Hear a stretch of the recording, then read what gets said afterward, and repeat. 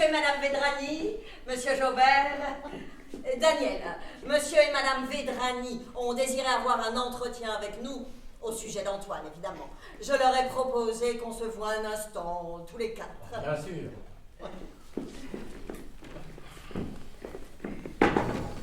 Monsieur, notre fils est rentré très perturbé de la classe verte. Plus que ça même. On s'inquiète beaucoup et on aimerait vous entendre pour comprendre un peu ce qui a pu se passer. Je suis à votre disposition. Qu'est-ce qui se passe exactement? D'abord, Antoine, en rentrant, n'a pas arrêté de vomir. Maintenant, il pleure, il reste apathique sur son lit, il fait des cauchemars. On ne comprend pas. On a fait venir le médecin, bien sûr, et pour lui, notre enfant n'aurait rien. Mais c'est terrible.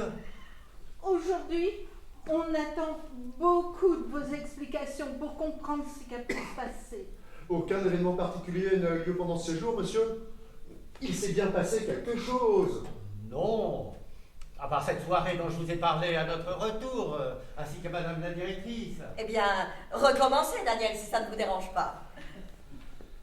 Un soir, Antoine a été un peu malmené par ses camarades dans le dortoir, pour je ne sais quelle raison. Dans la nuit, il a fait pipi sur lui. Je l'ai rencontré qui errait dans le couloir. Il ne voulait plus retourner dans le dortoir de peur que les autres le harcèlent à nouveau. Je l'ai rassuré, je l'ai réconforté. Le lendemain, tout est rentré dans l'ordre. Monsieur, notre fils nous dit qu'il a dormi dans votre lit cette nuit-là. Mais qu'est-ce que vous racontez? Si je l'ai effectivement conduit dans ma chambre, c'est pour le changer, car il était mouillé. Il pleurait. Je l'ai consolé. Et alors oui, je l'ai allongé sur mon lit. Monsieur, vous avez couché notre fils dans votre lit? Vous n'aviez pas mentionné ce détail avec moi, Daniel? Non, c'est vrai, Madame la directrice. Mais si j'ai conduit Antoine dans la chambre, c'est pour pouvoir le déshabiller et le changer à l'abri des courants d'air du couloir. Comme vous le savez, ma collègue était malade et je n'ai pas osé la déranger. Je me suis débrouillé au mieux pour faire face à l'urgence de la situation. C'est quand même maladroit d'avoir procédé de cette manière. Ah, sans aucun doute, Madame la directrice. J'en prends conscience, effectivement.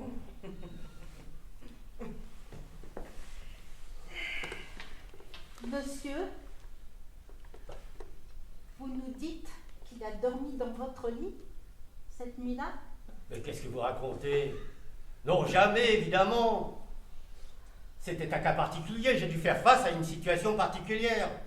J'ai pris Antoine dans la chambre, je suis allé chercher ses vêtements secs, je suis allé... et je l'ai réconforté. Monsieur, s'il vous plaît, dites-nous précisément ce qui s'est passé dans cette chambre avec mon fils. Quoi précisément? Antoine pleurait, il avait froid, il ne voulait plus retourner dans le dortoir avec les autres, il était effrayé.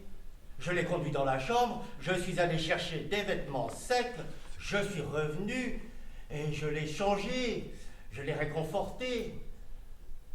Il tombait de sommeil, finalement il s'est endormi sur le lit. Alors je l'ai laissé dormir. Quoi?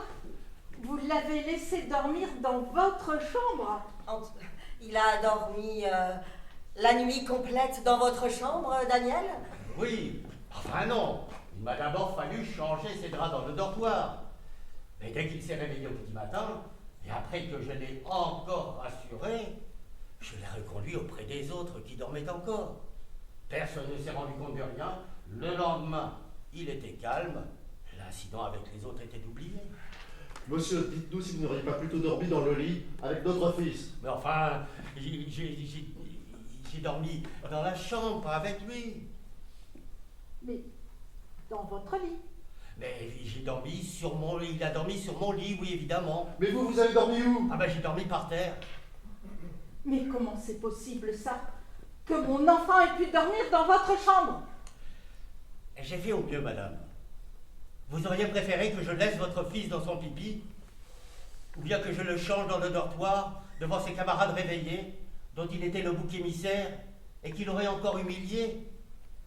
On dirait que vous préféreriez que je vous dise que je n'en ai rien à faire de votre enfant, que j'étais indifférent à lui. Dites-nous si vous n'auriez pas plutôt dormi dans le lit avec notre fils et pas du tout par terre. Monsieur, vous m'injuriez.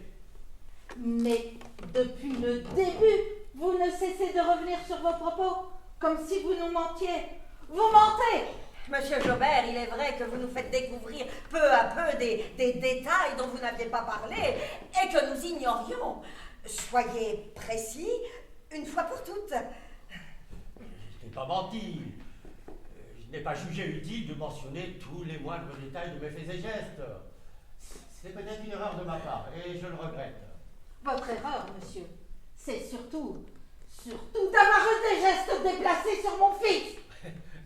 Quel geste déplacé! Antoine nous a dit que vous l'aviez caressé, oui monsieur. Qu'est-ce que vous dites? Oui, il nous a dit, monsieur Jobert a été très gentil. Il m'a bien caressé quand je pleurais. Daniel, enfin monsieur Jobert. Caresser? Oui, c'est le terme qu'Antoine a employé très précisément. Mais ça va pas. Je n'ai certainement pas caressé cet enfant au sens où il l'entende. Je vous ai déjà dit qu'il était en pleine et qu'il pleurait, que je l'ai consolé, comme je l'aurais fait avec attention et amour avec n'importe quel autre enfant. Alors oui, je lui ai peut-être caressé la tête, les cheveux, sans doute, pour le calmer. Je vous ai déjà dit qu'il était en pleine terreur, en pleine confusion, à cause du cauchemar de son pipi au lit et du rapport violent avec ses petits camarades. Moi, j'en peux plus, j'arrête de parler avec ces gens. Oh, monsieur Jobert, monsieur Jobert, ce sont des parents, ils ont des doutes et vous devez les rassurer.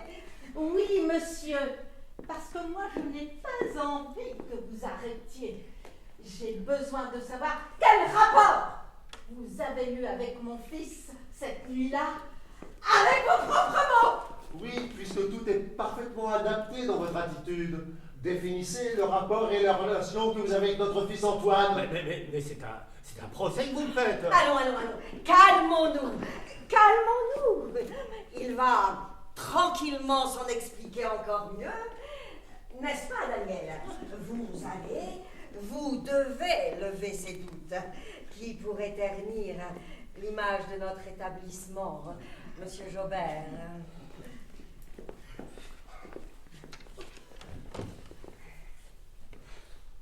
Dans notre établissement, j'ai 25 enfants, presque tous les jours, depuis 10 ans. Des enfants à qui j'essaie de donner le maximum du temps et de l'attention, mais aussi de l'affection et de l'amour. Quand il y en a un qui va mal, et ça arrive souvent, j'essaie de l'aider, de le soutenir avec amour. J'agis avec mon cœur et pas comme un fonctionnaire en fonction d'un règlement. Et c'est ça que vous me reprochez, d'avoir agi avec votre enfant, avec mon cœur et avec amour. Arrêtez de parler d'amour pour ne pas nous répondre. Qu'avez-vous fait à mon fils? Oui, on s'en fout de l'amour. Qu'est-ce que vous avez fait avec notre fils Antoine? Monsieur Jobert, je vous demande définitivement de rassurer les parents d'Antoine avec les paroles qu'ils désirent d'entendre. Ce qu'on ne peut leur reprocher compte tenu de ce que vous nous apprenez depuis un moment.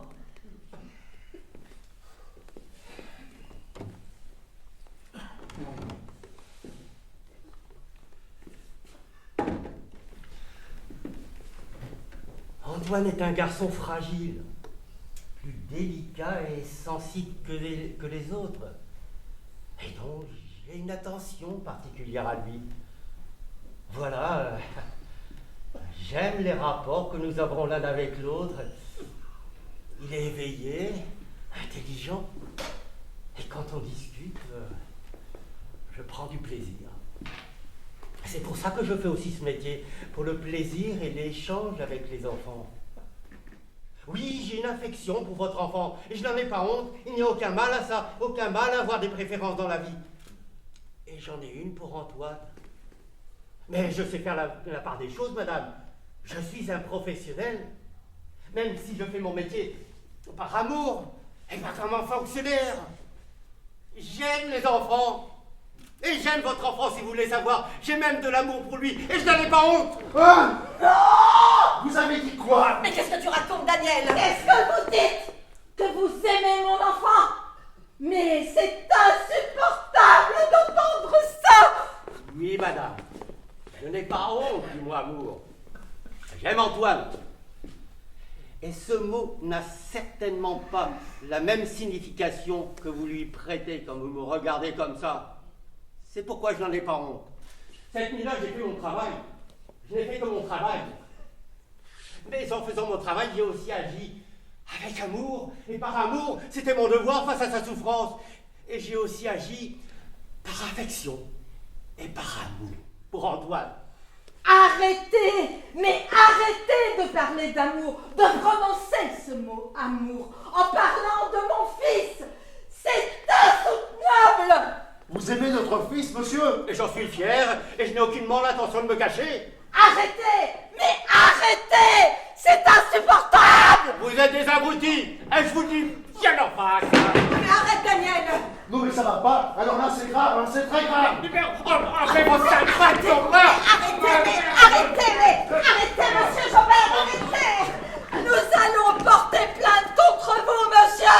Interrogez-vous plutôt sur la raison du mal-être de votre enfant. Taisez-vous, mais taisez-vous. Non, je ne m'éteirai pas, car ce sont ces abrutis qui nous envoient droit à la catastrophe. Notre fils a été abusé. Il est tombé en dépression à cause d'un criminel. Et on se fait insulter, salaud! Je vais vous dire, moi, ce qui manque cruellement à votre fils, c'est qu'on lui dise qu'on l'aime. C'est que vous lui disiez que vous l'aimez. Vous pensez le protéger en m'accablant en tant que parent légitime. Mais ce dont souffre terriblement Antoine, c'est que ses propres parents soient incapables de lui exprimer de l'amour, de lui dire qu'il l'aime. Il faut que ce soit son instituteur qui soit obligé de se substituer à eux. Alors que ce n'est pas son rôle, et plutôt que de regarder en face ce problème qui vous effraie, vous vous acharnez sur moi. On va vous casser, monsieur, faites-nous confiance. On va vous détruire pour que vous ne puissiez plus jamais nuire à personne. Vous allez pourrir et crever en prison. Arthur! Madame Vedrani! Monsieur Vedrani! Allez-y, j'y suis prêt.